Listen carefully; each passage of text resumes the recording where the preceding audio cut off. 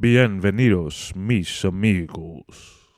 Ladies and gentlemen, it is about that time. It is time to Tony. Thank you for joining us for another episode. If you're new here, please go subscribe to my YouTube channel. Go follow me on Instagram or TikTok or whatever. I'll be posting fun little stuff on TikTok that I don't be posting on my Instagram, really. And I post the same stuff on my YouTube shorts. Guys, this episode is with Miss Eve Ellenbogen. She is a very funny stand-up comedian. She tours all over with James McCann, the illustrious James McCann. We did this episode inside of his old minivan, actually, that I had bought off of her. So it's a drive-in episode, and I'm driving and I'm running errands. So there's I think about maybe 20 minutes into the podcast, there's an abrupt stop from where we're talking about the story of James's minivan and how they're touring all over to Eve's sex life. There was just a big, change in conversation. That's because there was a giant lull, and I edited it, and I didn't want it to be, I just tried to make it more concise. This is a little bit of a longer podcast. Me and Eve talked about a lot. We talked about her mom passing when she was very young. We talked about how she started comedy in Asia and how she's toured all over the world and performed all over the world and, cut her teeth in Australia, and how her dad's really old and creepy and weird. So, no, he's a good guy. He's not weird and creepy. But Eve's a very, I love Eve very much. She's a good friend of mine. She always wants me to talk about my mom passing, which is kind of annoying, but I don't know. She gets like a weird kick out of it. She's always like, how are you feeling? I mean, bitch, I'm upset. What do you want me to say? I shouldn't call her a bitch. That was rude. But, yeah, enjoy the episode, folks. And please, go follow me more. Subscribe, like, support. Tell your friends about the podcast. I'm telling you, I have some really sick episodes coming out. And it's not just with comedians. I'm starting to interview folks that aren't comics because I don't think comics really like to get interviewed like that, really. So I'm starting to talk to people that just have cool stories but aren't necessarily comedians. So lots of cool episodes on the way. Enjoy the episode, guys. Thank you very much. Ciao. Hasta bueno. The way that you're driving right now is insane, and I don't know why I trust. I guess you just are so confident that you're reversing out of the parking lot that you didn't have to reverse out of. I've had to do a lot of reversing in my life working in construction. Yeah. I swear to God, I think there's been a time where I've reversed for like a mile. Really? At one point, yeah. Like a mile reverse. It's just anybody else, I think I would have been really uncomfortable, but your confidence level made me feel like I could trust you. That was something funny about my mom, that I was like, yo, this bitch is always tripping about my driving. And I'm like, yo, she's tripping. But everybody hates my driving. Really? Yeah. Oh, yeah. One time, David Jolly. Yeah. I was doing road gigs with him, and this fucker was like, he always just sleeps in the car, but he would wake up and he'd be like, and he dies like 10 times when he sleeps. Oh, really? He has like terrible sleep apnea.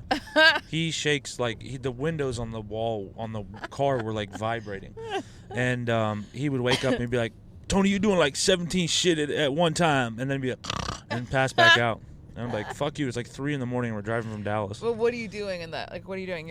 I'm on my phone. I'm like, I do way too much. I've realized it's very difficult for me to just drive. Just drive. Do you know what? I used to be a lot more paranoid about it, but I also do a little. I try not to do too much when I'm driving. Yeah. But and I won't say that I can be on my phone. I am sometimes. I'm not like texting. I'm trying not to text. Yeah. But like if I have to, I'll text while I'm driving. But knock on wood, I've never been in any kind of accident. That was my fault. I mean, like other people have reversed into me while I was parked and stuff. But do you know what I mean? Like twice, I think that's happened. Yo, never in my car. Always when I was using someone else's car. Yeah. That's sick. Yeah. What are you gonna say? I was gonna say I kind of want to put this camera a little bit more to the right. Towards me? Yeah. Sure. Whatever. Do you think it's fine? I don't know. What do you need to see on my? You just want to see me? Call me a creep. Oh my God, yeah. Eve. Up to you, man. It's your podcast. I was saying that. Let me fix this damn camera. Shoop. Yeah, I like that a little bit better. Okay. Yeah, that does look good. I was saying that one time I was driving from Orlando to Tallahassee in a car that I didn't have car insurance on. Right. And No, I was I'm smoking shocked, weed, and then I got paranoid, and then I started to apply for car insurance while I was driving. You're not wearing a seatbelt. Oh, yeah. That's like crazy. Sorry. I didn't even do that. I used to drive this van. Well, now we're veering. This is you should say Yes, please. I totally want to talk about this van. This is James McCann's old van that he bought in Ohio when he first got to the U.S. in 2024 or 2023. And then he and his family, 3 kids and his wife, they drove it around. Well, he would drive it around the country, and then eventually they moved from Ohio to Austin. Okay. And they took some very long road trips in this van. Yeah. And I've been in this van a lot, and I never really liked it because it was always like full of like children's like refuse, like you know what that is, like all trash. the rubble. Yeah. like just just food from kids. Well, I got one of his children's books back there, actually. Do you? I found it underneath the seats. Yeah, I found like old chicken nuggets underneath here. You did? I tried to clean out this car I spent so much time on it, but then I was like, so when he left the country, he gave me what is that noise? You hear my Ray-Ban Metas? Yeah, is that your sunglasses are talking to you? Yeah, they're Ray-Ban Metas. So what are they doing? They were telling me that the phone or the glasses are dying. They're at 15%. That's crazy. Yeah, it is. So those are what? Can you see like Google and shit right now? No, but you can't go like, "Hey Meta, where are we?" And it'll take like a photo. No way. Like, "Hey Meta, what am I looking at?" How much were those glasses? $400. That's crazy to me. I don't even understand the purpose of that. Well, they're also like right now we're recording. In the glasses? Yes, the glasses are recording live right now. That's the creepiest shit I've ever seen. Yeah, I was taking them. I got a bunch of B-roll in Europe that I'm gonna use for some of my audio stuff, and like I have B-roll of me like working in construction, just like cutting stuff and hanging stuff. And took it on my motorcycle recently, and got like a little B-roll of that. That's crazy, because what that means is like, let's say you like hook up with somebody and they're wearing glasses, they can just record you. Yeah, but look, you know that this thing's it's blinking as we speak right now. It's not blinking, is it? Yeah, oh, it is now. Yeah. Okay, yeah. Oh, maybe that's like a thing that they build in. But like, what if you could just easily cover that up with like little stickers? Yeah, Evan from Creatures Comedy Club was telling me that I could do that, but I'm like, I don't see how, because it's like right in the middle of the camera. Oh, that's the camera. Yeah, that's right where the camera is. Yeah. Okay. I thought it was like a security light or something, like a feature that like lets you know you're being recorded. But I think the whole point of it is that people don't know they're being recorded. Yeah, I was recording so many people creepy. in Europe. Really? Yeah, That's such a creepy thing. I was talking. One lady was like roasting me about my luggage or whatever on a double-decker bus to the UK, and she was roasting me about how I kept calling Edinburgh. Yeah, or Edinburgh or whatever. Yeah, she's like, do not call it Edinburgh. It's Edinburgh. Yeah, it's Edinburgh, like a bra. Bra. Yeah, like bruh. Edinburgh. Yeah, that's what the boys in Manchester taught me. They're like, it's Edinburgh. Yeah, I used to live there. Edinburgh? Yeah, that's where. Yeah, that's where I lost my virginity. Really? Yeah, I studied abroad there in college. Aw. And then I moved back after college. That's beautiful. Thank you. What was the guy's name? Oh, I won't say, but okay, he sucked. Yeah, he did suck. Oh. But it's all right. Yeah. I looked him up recently, and he's not doing all right. Well, he's kind of like not really on LinkedIn. Yeah. And but I did find, he was like a real nerd, and I think for a while he used to do like geological surveys or something, like it was like environmental stuff, but it was like, I don't know. I think he would like go to different hotels and like evaluate them for green efficiency, this, that, in Scotland, because they have a lot of that stuff there. But I only know this because I've, occasionally, if over the years you smoke a joint, take an edible, whatever, you go, I wonder what he's up to, and then I can't really find him much anymore.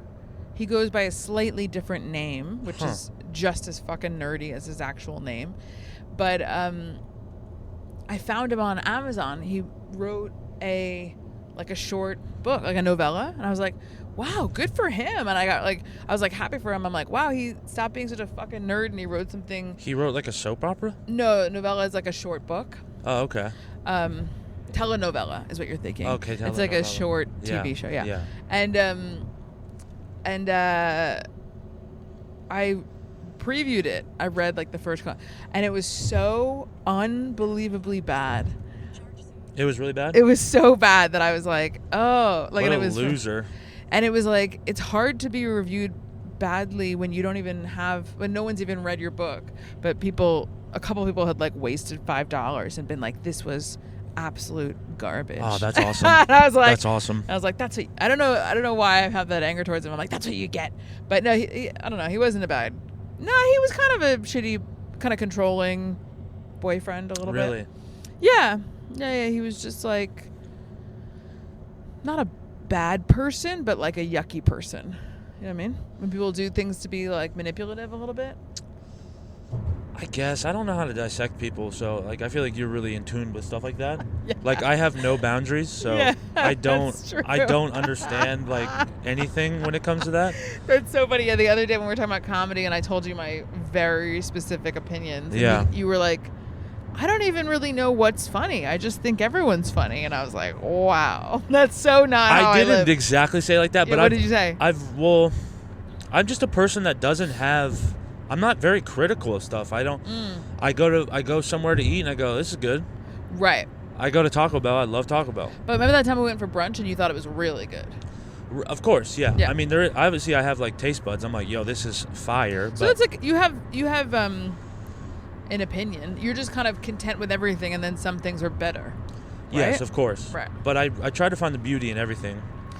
That's either really sweet or fucking gay. Yeah, You know? I don't know. It can, I'm kidding. it can be really bad. It can lead you down some really like you. I feel like you can stay in like some relationships. You're like, this is bad. Well, because the thing is, it's not like you're insensitive to pain. So it's like when you go through, because I know you and I have talked about stuff. So it's like when you go through difficult things. Yeah. Just because like you can be content with anything doesn't mean that you don't feel pain when that thing turns around and hurts you. Do you know what I mean? Right, yeah. So it's like some people just kind of float along in life, and I met people like that in India who they'd be like, it was beautiful and we were lovers and now we're gone our separate ways, but or you meet them in like Thailand or whatever and they just kind of bumble around the world and they don't have any like ambition, but they're just like content and like whatever happens, but you're not. Or gypsies. Yeah, but you're not really like that. Like you still want things. No, of course, and yeah. you still feel sad when stuff doesn't work out. Absolutely. Yeah, so you got to be a little bit more critical. I know. I think I'm getting there. Yeah. I'm starting therapy on Monday, so maybe I'll. Yeah. I'm excited. It'll be my first time really ever doing it. That's gonna be interesting. Yeah, I think there's a lot to unpack, but I feel like I'm gonna expect like so much on the first one, but there's nothing on the first one. Yeah. The first one's just a conversation where you see if you like a person. Ugh, that's so lame. Is this a guy or a girl? It's a girl. I've been told to not do the guys. You gotta do the girls. I think girls probably pretty helpful, and you really like women. Yeah. You seem pretty comfortable. Yeah, I think I'm more in tune to what I confided in women my whole life, so it's like I'd feel more comfortable confiding into a woman. Yeah. Where it would be nice to confide. I like confiding into bros though too, like, but having two older sisters and like a mom that I would talk to a lot. Like, I think maybe it stems from that. I've never, and I mean, I'm sure that I know that there are really great male therapists, but I've never heard of a male therapist kind of getting a guy to open up the way that the female therapist can. Because men just like are taught to kind of have walls, and so then when a man pushes you and then you put a wall up, then the guy goes, oh, well, that's a wall. I don't know. Maybe I'm just like kind of putting my own like projection on it, but I just have never known anyone whose male therapist was amazing. Huh. Okay. But I'm sure that they must exist. And also my friend is a therapist now, and there's like a guy who she recommends to people because he's amazing. Oh, really? But he's gay. Oh, I would love a gay therapist, honestly. Yeah. That'd be great. Yeah, because it's like he's probably just a lot more sensitive. That's so awesome. You know what I mean? Can you give me a brief? I know we bounced quickly, but can you dissect what we're doing? Tell me the history of this van. Of this van, yeah. It's cool because I was actually thinking about it that we never wrapped that up. Yeah. So this was James McCann's van. They ended up getting a different car less than a year ago, but they kept this one really because James is not good at selling things, but also because, you know, he's like recently successful, and I think he just kept feeling paranoia that like, what if it all goes away and I have to sell the new car and use the van again? So they kept this van. Yeah. And then we had arranged for me to kind of, because they have 3 kids, his wife's pregnant, she's due any day, and they're moving back to Australia, and so we'd arranged for me to like kind of take care of a bunch of loose ends for them after they left, like selling this van and selling the other car, which I still have. So they gave me power of attorney over both cars. So and the funny thing is that anyway, basically this car died after we took it to Toyota because they were supposed to do a service thing, whatever. They left the trunk open, not fully closed. Yeah. So the battery died. It was stuck in front of the house. I couldn't figure out what to do with it. And then I mentioned it to you. I know. Really casually. And then you offered a little bit more than the next person in line. What? You knew that. No, you didn't tell me that. I told you that someone was going to be $750 or something, and you were like, I'll give you $800 for it. Oh, okay. $750. Yeah. I thought you were about to say $700. I was like, bitch. $100 more would have upset you? Yes. You have a car. This is a car you're driving. I know. Oh my God. People talk about Jews. I was gonna flip it, but I started driving it, and I'm like, yo, I kind of like having a van. And you know what? It drives well. It's a pretty old car. But the funny thing I was thinking about today is that we went to go do the title. Yeah. For me to put it in your name. And then you were like, ugh, I can't even wait in this line. And so technically I still own this car. Oh yeah. And I don't have the title of this car still. no, it's in my name. Yeah, or it's in James's name, but I have the power of attorney. It's an expired tag. There's no insurance on here. No. Which is fine because in Austin they don't. It's a lawless town. You know what? I think this actually does have James's insurance still. I think really? he forgot to cancel his insurance. Well, good. No, maybe I canceled it for him. I can't remember. Well, it's honestly amazing. Like I don't do drugs anymore, and I don't care. Like, you know, if I get pulled over, it's like whatever. Like, yeah. I'm not going to jail. Oh, that's so funny. You used to be paranoid all the time, huh? Well, yeah. I mean, I always at least having weed on me, so it's like pull me over. I don't give a damn. Right. It doesn't matter to me at all. Because you're not doing 90 or anything. No. I think my daredevil days are over. I actually get like anxious about like stuff now, and like when I ride my motorcycle, even I'm like, yeah, this is kind of scaring the shit out of me. Wait, how old are you again? 28. Yeah. 28. Yeah. It's funny. I mean, I went skydiving when I was 18. Ooh, my God. And then like, you know, I did a lot of like stuff that. Like, I rode a motorcycle around Thailand when I was 28. I mean, I shouldn't say motorcycle. It was a Honda scooter or whatever. It was like one of those. And I did it alone. I went through the mountains. Now I'm like, oh, my God. Like, it makes me I look back and I go, that's crazy. I don't think I wouldn't go skydiving now. Yeah, skydiving really scares me, but I also really, really want to do it. I mean, it's obviously pretty safe. Like, all the people who do it, very few accidents comparatively. But at the same time, if you do die, you go, oh, you have the whole way down to think about it. I know. You have the whole way down to be like, I guess this is it. You know? I thought I was going to die. I went ziplining in Toledo, Spain. Mm-hmm. Legendary. It was so much fun. Where are we going? Oh, yeah, you told me you were going to take me somewhere to murder me. That was what you said. No, I'm actually going to buy a battery from a guy off of Facebook Marketplace. Oh, for this car? Well, for my other car, because I'm picking up, because my Lexus has been parked outside of James's old house. Oh, you still haven't picked it up? No. Have you checked on it? I mean, it's a nice enough neighborhood. Yeah, but when this car was there, someone left a note on it saying, has this car been abandoned? So I would go check on it and just make sure. We're getting it. Me and Billy Swift are getting it today. Okay. Yeah. God, this thing is bouncing. Yeah, and I was like, God, I'm running out of time. So I'm like, you know what? Let's just do a road pod. Yeah, because I was an hour late. I was 45 minutes late. No, you weren't. The thing is, like, honestly, I kind of liked that you were a little late. Cause really? I was running behind schedule. I was making my broccoli. Oh, good. I was sleeping. I always feel bad that I'm late, and I'm always late. But I also really hate when other people are late, and I'm on time and they're late. I'm like, I've been on time. I've been here this whole time. You sound like Trump when you said that. Yeah, I did. What the hell? I've been on time. This whole time. You're right. Ugh, that's horrible when all accents become Trump. I'm wearing a Shane Gillis oh, shit. tour shirt at the moment. I've been wearing it a lot recently. Yeah, you get that out of James's house? Yeah, there's so much stuff because I really like men's shirts that I convert into shirts for me, like 2 big shirts. And so there were a ton of them, so I cut up a bunch of stuff. Yeah, they give me a lot of stuff. And then there's other stuff that I've sold for them or whatever. Yeah, you've been cleaning out the whole place there. Well, now it's empty. But Yeah. I still have to sell his car and his bike. And those are the kind of remaining bigger items. And that's it. But this is funny. So you're buying a battery from a guy. How did you meet this person? This is just Facebook Marketplace. Oh. So this guy, I talked to him on the phone on the way over here. His car totaled and he's not using the battery anymore. So it's a brand new battery. I'm getting it for like extremely discounted. What are you getting it for?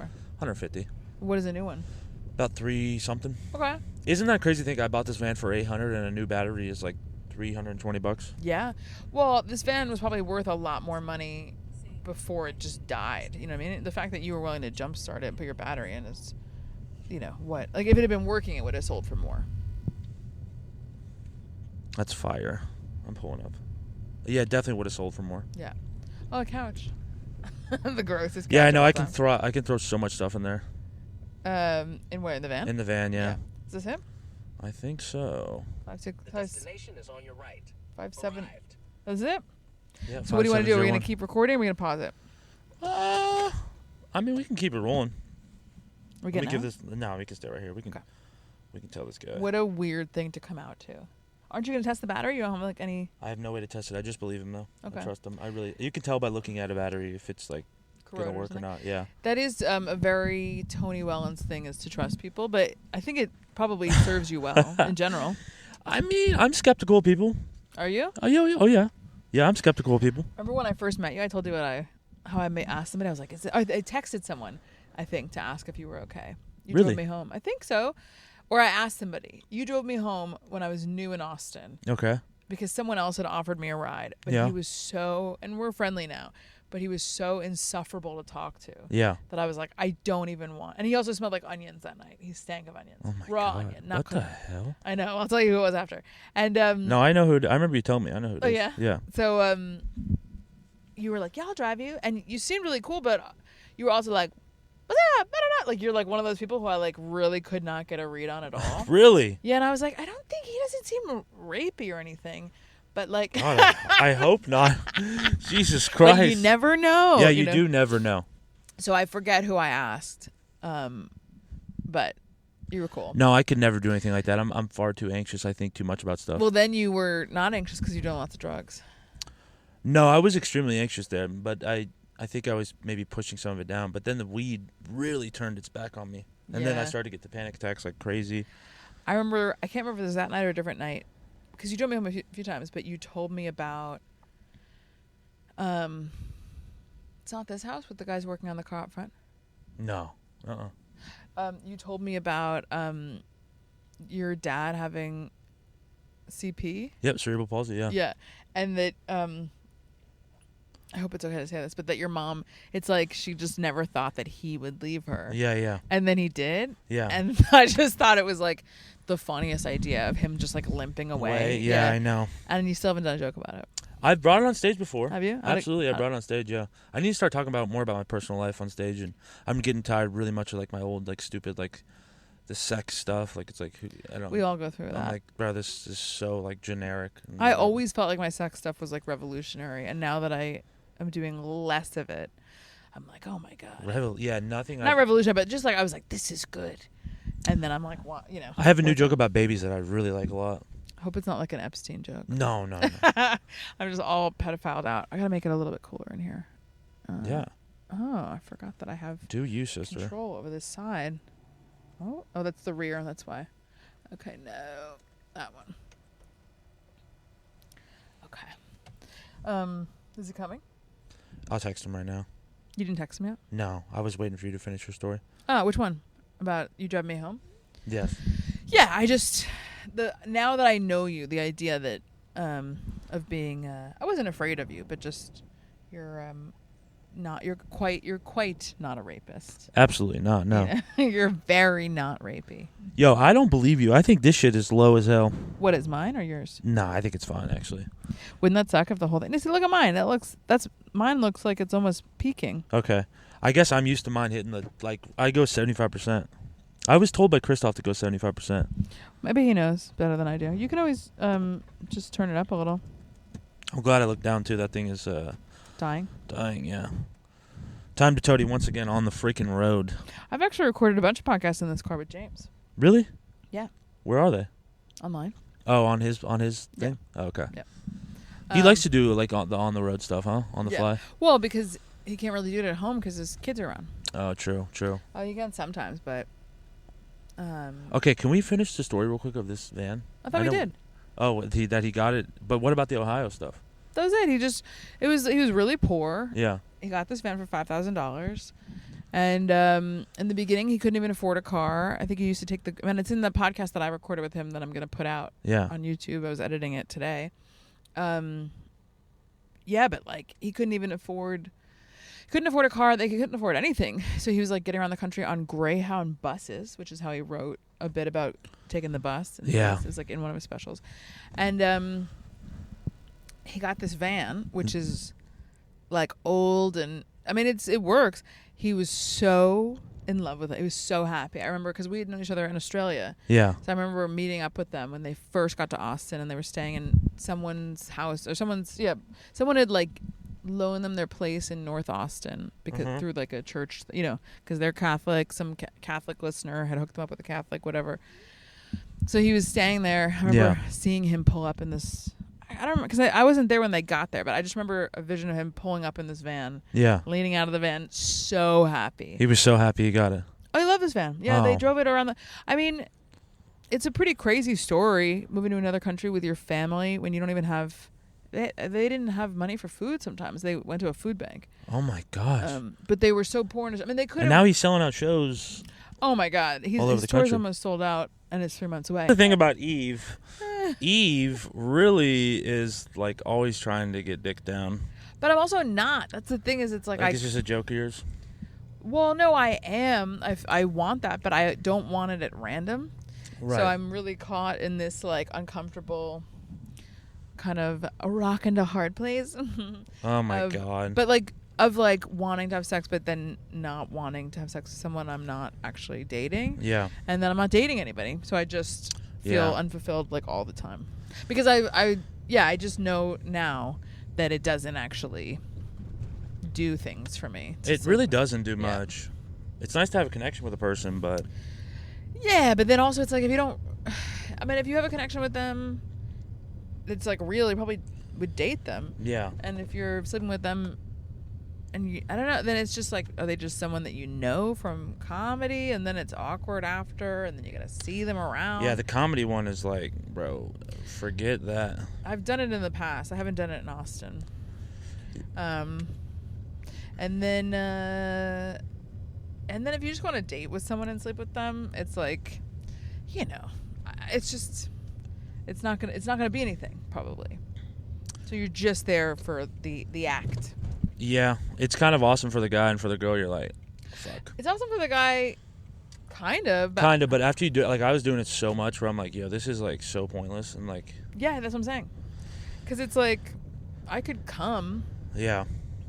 But I could also come by myself, and it'd probably be better than with someone I don't really know or care about. Yo, sex is so much crazier for a girl. It's something that I've been trying to like capture in a joke or something. Right, but yeah, it's like I think it's the fact that you guys get entered. Yes, it's really intimate. It's so much. It's like your vagina is like a hotel, and and it's like you're like, oh, I don't want any scoundrel just staying in my hotel.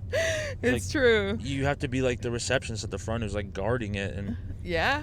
It's like not even the receptionist. You have to be the bouncer with bouncer. a gun. Yeah, the bouncer with the gun. Like, yeah. But just like any hotel, there's there's like 5-star hotels, and then there's like some hotels that just allow like anybody to stay there. Yeah, it's true. I mean, I don't know. It's like there's the whole thing about like slut shaming or whatever, and it's like I don't really care who people sleep with. I think it's more just like an honesty that like everybody wants to be like free and like no strings attached and poly and this and that and like above it. Yeah. But it's just a lie. It's like I think that we're just designed to be intimate, and it's like a modern thing that we just are trying to, just like vegans are trying to go, we don't actually need meat. It's like people are just trying to become not human. Like they're going, I don't have human needs. Like I can live on fake meat and beans, and people are like, I can have sex and not feel anything, whatever. It's like, it's just not true. Like I don't think it's true. Right. But I think whatever, that's your right. You can try it. You can lie to yourself. I mean, I really think it's I do have, I mean, the vegan thing, like I have friends who don't eat a lot of, you know, meat or whatever, if any. They seem okay. It's also just different temperaments. But I'm pretty skeptical of most people who tell me, like, I don't know, that these things can be, you can divorce yourself from these things. And they kind of make it seem like you can evolve past it. Like it's actually a higher thing to like, I guess the veganism thing, obviously, but I'll like leave that. But it's more like that, like, there's like a whole movement of like, you shouldn't have feelings when you sleep with someone. Like it's a weakness to have feelings. I hate that shit. And I hate that, like, I'm like a little bitch when it comes to like, I wish I was more of a bro. I think it's maybe because I was raised by like my family were like maybe like a little more like, we have like attachment stuff. A little bit of a matriarchal. I mean, my dad was like, God bless him, but it's like he's not like this huge alpha guy, you know. Yeah, hard to be when you have CP. And he was not like, he was unbelievable. He's still alive, right? No, he's still alive. He's a beast. Like I don't know if there's a way to, you know, compare to other people with cerebral palsy, but like he's like a beast cerebral palsy. Right. Like he moves a ton. He just keeps going and going and going. It's kind of an inspiration, honestly. It is an inspiration. I had a limp over the summer. Do you remember that when my foot was like dead or whatever for a little bit? And it was like for 6 weeks I couldn't walk normal. I couldn't really lift my foot. Yeah. And it gave me such an insight into like, wow, you really have no idea. Bro, I couldn't imagine, like, because you know, like I sometimes I sit here and feel bad for myself, and I'm like, bro, my dad, like, his life has been so different. Just shaped by not being able to like just walk with ease. I mean, I'm sure that for him it's normal now. Yeah. But you walk on the street, people look at you. I'm sure people look. Oh yeah, my whole childhood growing up, it would, you know. Yeah. And I think that added maybe to some of like my. I don't necessarily care what I look like in public. Like, sometimes I care about. I got more anxious when I started doing stand up. Like I cared more about how people perceive me. Mostly just comics, really. Yeah, I get that. I hate calling them civilians, but I don't care about like what you're plebs. Yeah, plebs. Yeah. What's a pleb? The plebeian, I think it's like a French Revolution. Hold on, let's see. Or it's like oh no, it's not. It's from Marx, I think. Let's see. After this, I need to ask you about your because you are a very traveled woman. By the way, where are we going? Speaking of traveling. Oh, we're just going back to the Chewy's parking lot, and then we'll. Oh. Oh my God, Eve always up to some freaky shit. You know, Eve always on that freaky time. Let's see, pleb. Man, you know, white women, they also freaky shit. Let's see, plebeian. I think. Plebeian. I think, isn't it plebeian? Yeah, plebeian definition. Plebeian. A member of the common people or the lower social class, originally referring to the general body of Roman citizens who were not participants. Who are not patricians. As an adjective, it describes something common, coarse, vulgar, or unrefined. So basically, it's just like the normies. Like, okay. You know, but I like that. Yeah, I think that if I remember, I think that Karl Marx talked about it. But I don't know. Oh wow, this guy is. Yeah, he looks fucking just. Hi. He looks pretty sad. I don't really know what to do at the intersections of people standing here asking. I feel like it's. I stare him right in the eyes and I go, "Fix your life, brother. Well, get your shit together." You know, James would give people money, and sometimes he would give them like $20. I'm like, bro, nah. I think what he did that was good was like we'd be outside of a 7-Eleven and someone would be asking for stuff, and he'd go, "What do you want from the 7-Eleven?"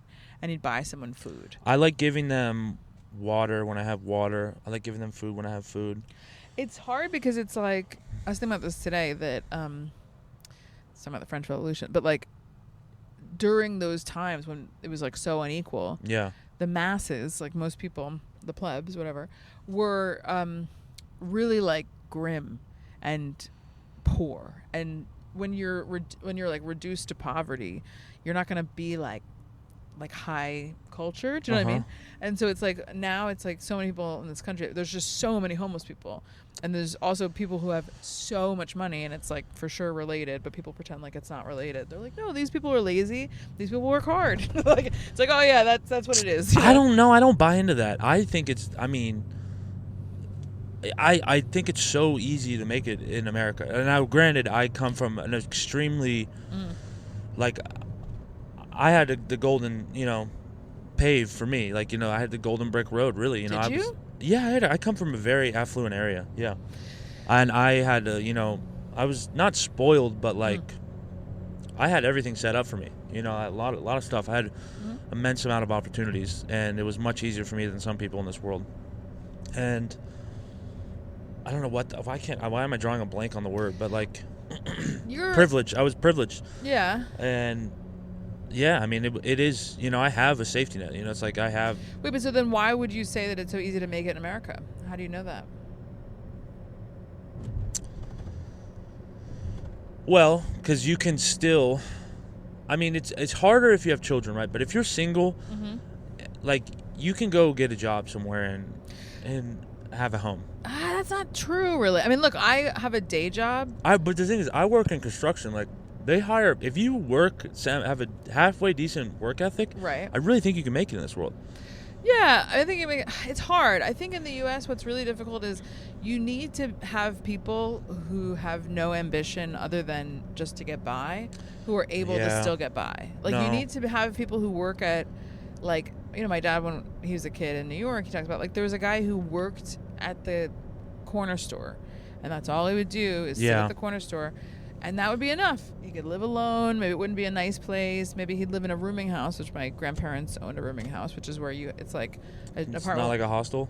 No, it's like adults live there, but it's like, shared bathroom. Yeah. But you have your own kind of thing. It's old New York kind of thing. And it wouldn't necessarily be the nicest. I guess it is similar to a hostel in some way, but that's just the way that things used to be. But you could have a life. You didn't have to, like, grind in order to get by. And if you needed to go to the doctor, it wasn't like all of your money. Yeah. And if you needed a car, I mean, it was probably still pretty pricey, but it wasn't like, if you're poor now, the idea of buying a car. I mean, you got this car, but that's because you just happen to know somebody. That is true. Do you know what I mean? I mean, well, I think the car market is crazy now. I think it is so stupid to buy a new car. Wow, look at that fucking car. What is that? Is that a Tesla? No, they're not called Teslas. I forgot what they're called, but they're like a newer electronic cars. Weird. They're not Rivians, but I know them. Yeah. I've seen them around. But, like, take a 4Runner, for example, right? Yeah. An extremely long-lasting car. Or any Toyota, for example. You go and buy a Toyota that's brand new. A Toyota Sienna that's 2026 is going to be $50,000 to $60,000. Stupid. And the other thing is that they're and not it's even... like, go buy one that's a 2015. Yeah. And it's going to last you almost just as long. And it's... might be longer because things were made better. Yeah. So, I own a 99 Lexus LS400. It has 317,000 miles. I will have that car for the rest of my life if I don't ever crash it. Right. Because they're cars that they're legendary cars. Dude, I have a Prius, but it's a 2008, I think. Yeah. And they go to like 500,000 miles. Like, that was like the oldest one that they have on, in the Reddit forum I was in. I mean, I don't know how long they run for. I do have to get it serviced. If you really maintain them. Maybe I could ask your help. What's that? I have to... I know the guys. I know them already. Well, I have to get the front headlight changed on the driver's side. I got it. I got you. Really? Yeah, the boys on Riverside, they're amazing. And then also I need new brake pads. Oh, yeah, those guys got you. And they're cheap? They're the cheapest it gets. Dude. That's one of the sad things I'm sad about leaving Austin is I'm going to... When are you leaving Austin? I think the first week of March, second week of March. What? No, you can't leave before me. You're like my actual only friend here. I know. Where are you going? I'm going back to Orlando for like... I still haven't decided if I'm going back or not. Okay. But... I don't know, Eve. I can't explain it. I walk around and I love this city, and there's so many friends here, and I have, like, there's sets everywhere, but a loneliness just looms over me lately. I know. I mean, look, I don't know. Maybe Orlando will be better for you, but it is also called, like, grief, I know, but, like... you got all these sad things happening. I know, but what am I supposed... I don't want to just walk around and be lonely in Austin, Wouldn't you walk around until that way in Orlando? my family's there, and also like it sounds stupid and like some like yoga girl shit, but like when I close my eyes and think of my happy place, it would be Wekiva Springs. It would be my hometown. It would be the springs in Florida. Yeah. Like it's really something that it does something to my soul when I go to those springs, and I'll go to them really often. You know what? If that's how you feel, fuck it. I mean, but I want to live here and there, and that's maybe a little bit like, maybe that's a little unrealistic. I don't know. I think 28, I was still living in Korea. I spent, because we were talking about that before. No, like Yeah. that was a really good year. I went to like Thailand. I actually almost did MDMA last night. You should have done Molly, yeah. No, but then I would probably, like, I think I wanted to do it so much, especially because I've been feeling so sad. Yeah. And then I realized last night I was really tired. Yeah. But I was like, what would actually make me happy? Yeah, Molly would make me happy for sure for the night. It'd be really fun. I know that. But then I'm like, what would actually make me happy is just going home and editing a podcast, because I'm starting this podcast. Mm-hmm. What's the name of the podcast? The Eve Ellenbogen Show. Oh, shit. I was trying for so long to think of a name, and I was like, this, that. And then I spoke to James. He goes, I know you have to call it. And I was like, what? And he's like, the Eve Ellenbogen Show. Can you do a good James McCann impression? Good eye, I can't. No, but you wouldn't know. You wouldn't know what he sounds like when we're just talking. Yeah. He'd be like, oh, that's good. I really, that's good. Yeah. What would I say? He'd be like, I love, or like, okay, his joke about driving they did on, the Kill Tony New Year's Eve special. Toyota Sienna. That's not how he talks at all. It's like offensive to me. What? Your accent. Oh, he used to live over here, actually, on, this is Mary Street. This was the first place that they lived. Mary Actually, it's right, it's right over here. Aww. It wasn't Mary. I remember it was, dropping you off over here. West Johanna is the street. Yeah, this is where we had like our first time eating that breakfast, and I stole that knife.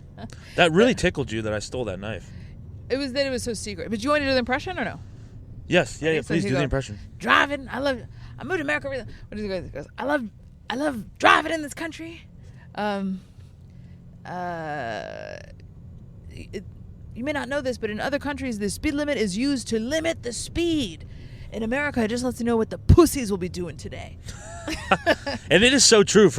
When I went overseas for the first time, I'm like, yo, this speed limit is people for follow real rules. There's cameras everywhere. But this is what is like weird about the U.S., and this is why the U.S. is like great, but also maybe falling apart. Yeah. Is that it's like other societies that are established where they have like good, like, or higher qualities of life, there are actual rules that they've come to basically protect people and to like make sure that everybody has enough to eat, and that you can't get like assaulted at work or fired without cause, or all these things, that you can't just kill each other, or you can't drive drunk and whatever. And this country, we're like, no, we want freedom to do whatever, even if that, but like, I do love that though. But that also means that you're going to get people under the bridge, because in Europe they have, where is it? Is that James's house right there? No, it's right around the corner back there. Oh, that's great. And no, it's not great, because there's a park right across the street. Yep. And they moved and they were like, this is great for the kids. And they didn't realize that in the U.S. parks are just where people do drugs in cities. Yeah. Well, not in this. Austin's strange because it's so like it's. Everyone's just squished together, and it's like, this is $1 million home, but there's a homeless man shitting in my front doorstep. Literally, that was what was happening. And so they would have people, what's going on What here? the hell is this? I guess you got to turn right here. I don't think you can go right. Man, what kind of bullshit is Oh, no, it's a new roundabout. Oh, God, wow. what is this, Europe? I fucking hate roundabouts. There's a million in Australia. Oh, my God, they're everywhere in Europe. And I was like, bro, they're on, like, the highways, and I'm like... I know. I'm, like, losing my mind because I'm driving on the opposite side, and I'm like, this is insane. But, I think it's like, when you were saying that... you think it's bullshit that the billionaires is not related to the people on the street or whatever. It's like it is, because you go to other places where they actually tax people, or they the more you make, the higher your tax bracket or whatever. Yeah, they just don't have as many homeless people, and people are not on all these drugs. And you come, and they also don't have like a ton of school shootings, and they don't have. It's just in a society. What are you doing?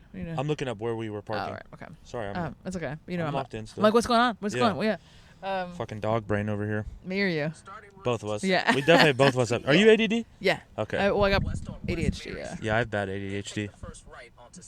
All right, bitch, shut Oh up. my god, it's so loud. Holy fuck. Yeah, but basically when you have a society, as you pull into traffic, that's very focused on the individual. Golly. You want me to do it? Yeah. Please. That's yeah. Okay. Voice volume. I'm gonna turn it off. Yeah, you're gonna change my life because I couldn't tell you how many times I listen to songs and it's like that guy just pops up and talks. There we go. I'm muting him. I just muted him. You don't know how to mute it? No, I guess I didn't. I never cared to learn. I love you so much.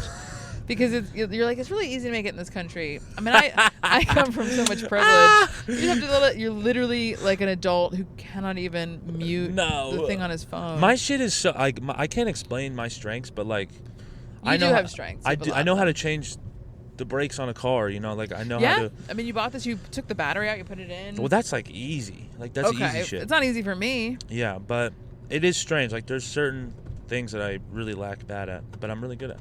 I guess that's everybody. Whoa. Sorry, we were. That's okay. Anyway, whatever. I just think that this is a very individualistic country, and in some ways it's great, and in other ways it's like so lonely and so hard and depressing. And you do see more. I mean, like the town I grew up in, I never saw a homeless. I mean, it's near the city, and it's near Manhattan, but I never saw a homeless person in my hometown ever. It was like what? No, where I grew up in the suburbs. Suburbs of New York. Okay. Not in Manhattan. You didn't. Well, yeah, because the city's right there. They all flock to the city. Right, but also it's like it just wasn't the reality of where I grew up. It wasn't like people were poor. Some people. Right. In the projects and stuff, but everybody there had a place to live. No one was like begging for a change. Now there's homeless people in White Plains, New York. Really? It's crazy. Yeah. My dad and I were like, as I was driving my dad, he doesn't drive anymore. I was driving him around and I was like. We were both like, what the fuck? Like, it's just a crazy reality. Not this light, but the next light, you're going to turn left. Okay. Although this is Barton Springs Road here. I could turn left here. Yeah, because I am going to do this because the pin, I used the pin that I dropped. Anyway. I don't know. No, I mean, yeah, you're probably right. Like, in this country, it's... But I like that. I like that they... Because, like, in Spain, it's like a socialistic country. It's like you can work your ass off and maybe not reap as much as the reward. There's rich Spanish people too. Well, absolutely, but someone was explaining to me that you have two jobs, right? And the second job gets taxed crazy. And I'm like, yo, what? It's like 80-90%. Like, what's the point? Yeah. Why am I working hard? Of course. Look, there's pros and cons. You know, I mean, someone told me that in Germany years ago when I was in. I think when I went to Scotland, I went to Germany for the first time. Yeah. In 2004. Yeah. And this guy was telling me that he had a second job and he got taxed 90%. That's crazy. Dude, like, what's the point? There is no point. Why are you doing that? It's really just people who like to work. Oh, okay. You know what I mean, it's got to be, right? Or if you're making so much money that getting 10% of it makes it worthwhile. True. But, yeah, I agree with you. I think that it's not the best system. And yet at the same time, I mean, they have a lot of problems in Europe, but they also don't have a lot of the problems that we have. And then, of course, the crazy thing is I agree with, like, Trump a little bit. Whoa. I know. Uh-oh, what happened? Anytime I say anything that's, like, a little bit like, well, I could see the point of this.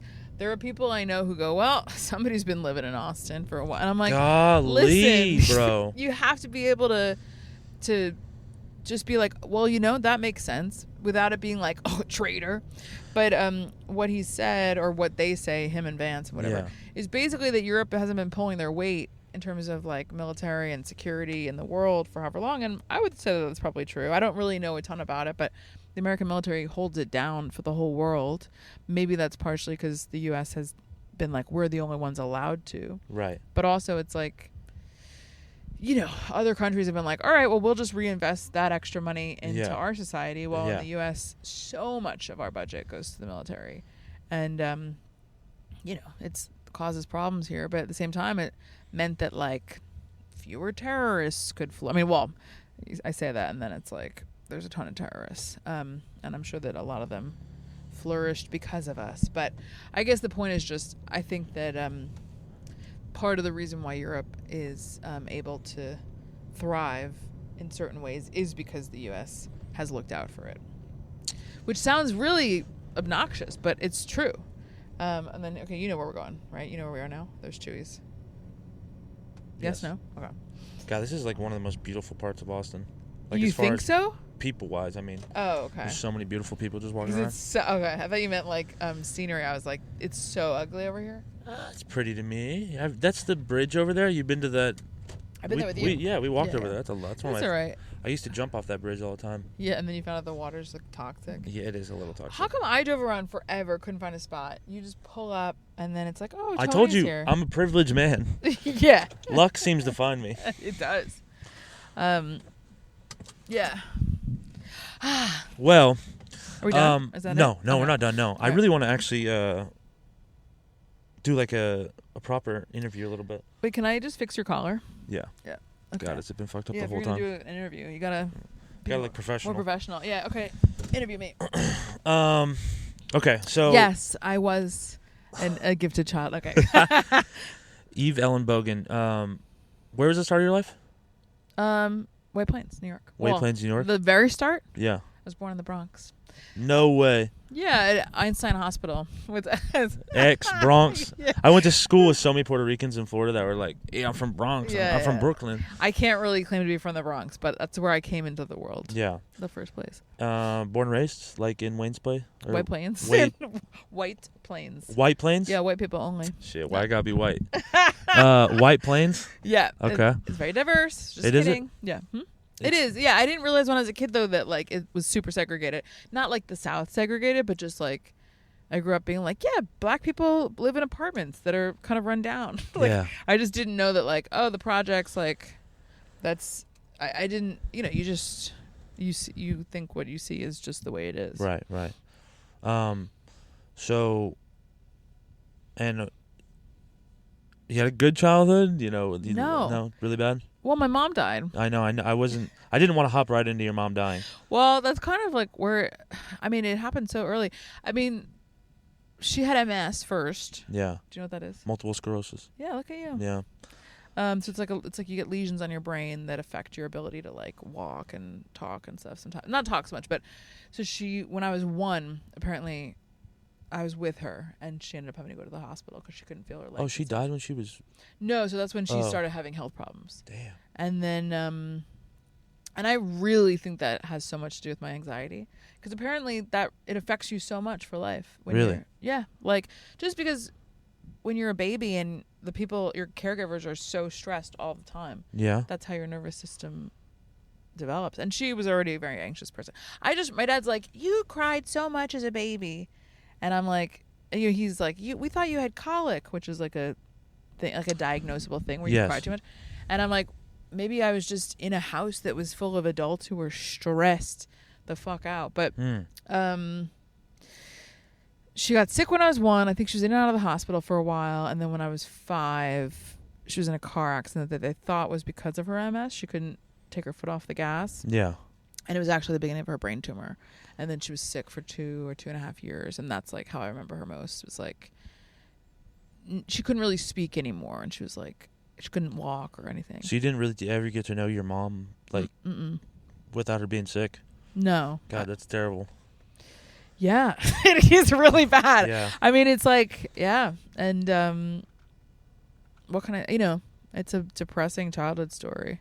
It is really depressing. Yeah. God, you're making me want to cry. When did she pass away? When I was 7.5. So it was January 1992. Wow. Yeah. And then what was life like after that? I don't know. I mean, I think it was mixed. Like, I think when she was alive, even though it was really hard, I was happy because you don't really know at that age what normal is. You just kind of adapt. And so it was like she was there and I would like run through the hospice to go see her. And I would talk to her like she understood and stuff. And I wasn't thinking like, oh, I'm being nice. I just thought, well, this is my mom. I'm just treating her like my mom. Yeah. And then when she died, it was like, it was really, it's hard. Kids can be depressed, I was like a 7-year-old who was depressed. I think I went through like years where I wouldn't let anyone cut my bangs. Like I've always fucking had bangs. I've cut them. I've gotten rid of them at certain points. I've grown them out. But when I was a kid, I had bangs, and I just let them just grow, and I covered my eyes all the time. So you could kind of see me, but there were years where people would go, "How can you see me?" And I was like, "I see you fine." And then I think it was just this time where I was like, I just don't want to be. Why were you covering your eyes? Because I was so like, I didn't want to. You weren't. It wasn't just because you were like crying all the time. I wasn't crying. I just didn't want to be involved in the world. You know what I mean? Yeah. But then I don't know. And I had really good friends who were my neighbors. I lived with there were so many kids in my neighborhood, and then they all moved away. Like 10 of my friends moved away at once when I turned 10 years old. So I spent a few years where I was like super alone. But then I got to high school. I mean, so the mixed part was that that was really hard. And my dad worked, and when I was younger, he was like really supportive. And then when I got to be like a younger girl, like I think he thought like, oh, she's good now. But I was still pretty young. But on the other hand, my dad was like really fun and had a good sense of humor, and we'd go away on vacations, and I have so many memories of like going to Florida and California. I went to France when I was 10, and that's sick. Went to Canada, and just a lot of cool stuff like that. My dad's obsessed with like just all kinds of art. So we went to like the ballet, the opera, museums, movies, everything. Like I didn't realize, and of course it was New York, so it's like you're getting the best in the world. So we'd go to the Metropolitan Opera House, which is also where the ballet was, and see cool art films at the Jacob Javits Theater and all this stuff. So it was like, yeah, I didn't know until I got older like how unusual that was, and like going to see Picasso's like in front of you and Andy Warhol and all this stuff, like because you're talking about how you don't really have, you're not very critical. It's like I always got to see the best shit in the world from when I was a kid. My dad wasn't like critiquing it. You know what I mean? It wasn't like I was being taught like how to see art, but I just got to see it. That's pretty awesome. Yeah. And we would go to like really good restaurants, and he had 2 older sisters who lived in the city until they died. And no one in his family ever had any money. He was the only one who ever was like not poor. He was wealthy or just like did well? I think it was like he and my mom probably would have been wealthy together. And she made good money. I think she made more than him. But then obviously she died. But she took out double life insurance. Something like, she just had a bad feeling because her mom also died at the same age that she was when she died. And what age did she die at? 43. Holy fuck. So with my mother and my grandmother. Yeah. I'm almost 42, but no big deal. Holy fuck. But so he inherited, I think, a lot of money when she died. So, and then his business, he owned his company, and so they expanded. So I think like there's a period of time where like he did pretty well. I don't think my dad prepared for this part of life very well. He didn't think he was going to live to be 91. That's incredible. Yeah. But he had enough money, and also it wasn't so expensive like it is today.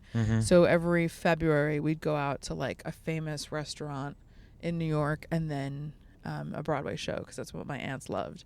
Aww. So we'd see like a musical. So we saw like, I don't know, Showboat and Carousel and all these whatever. And then also we went to like the Russian Tea Room, Café des Artistes, the Windows on the World, which was in the Twin Towers, Tavern on the Green. So all the like great New York restaurants. Aww.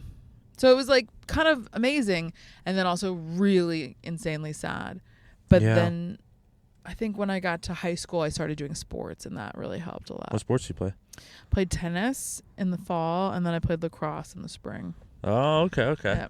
Tennis, that's a very, I feel like that's like a rich white person sport. I guess so. I mean, I went to a camp that... Unless you're Serena and Venus Williams. Yeah, I think it's different now, right? Like, that's why seriously, I think that's why they were so incredible to so many people, is that they were like, black women can play tennis? I was like, yeah. And they're going to be so much better than you. Black queens. Yeah. But I went to this summer camp. This girl I knew, she was from a rich family, and we were really good friends when I was like 11. And then we stopped being friends when we got older. But she went to a really rich summer camp where they would sail, and it was also a tennis camp. So I went there. My dad, like, it was really expensive, but I really wanted to go. So he was like, I think he had a lot of guilt, but about my mom dying. Yeah. And so he paid for me to go. And I think I only went for 2.5 years because by the time I got to be like a little older, I just felt like I didn't belong with like kind of bitchy white girls anymore. Like they couldn't understand me because, they all like were like really girly girls. And I was just like, my mother's dead. Like, just like, I just didn't belong there. My mother's dead. Yeah, I felt really out of place. And also I think Fuck you. my last year at the camp, my dad had prostate cancer. And he was better by the time I went to the camp. Yeah. But I just didn't want to be away from him. But for a couple years, for 3 years, I guess, I learned to sail and I got really good at tennis. And so I got really into all that stuff. Damn. Okay. So, I mean, you seem to power through it a little bit. Well, I didn't fucking kill myself, Yeah. But No, I mean, my question with all that, after my mother's recently passed, when did the tears stop for you, Because you're feeling like... I mean, you just always, you can always think about it. There's always a certain song that comes on or anything. Which it sucks because it kind of took away some of, my favorite Willie Nelson songs, but, Because you always think about... Well, yeah, I mean, they're just really sad songs. I remember this girl, Sarah, in high school, who was always really fun, and her mom died in a car accident. Really, her mom worked at our school, and she and her dad, the mom and the dad were stopped at a light, and this drunk driver just came flying around the corner, and literally split their car in half, and the mom died immediately, and the dad survived, and then he died just under a year afterwards, basically from a broken heart.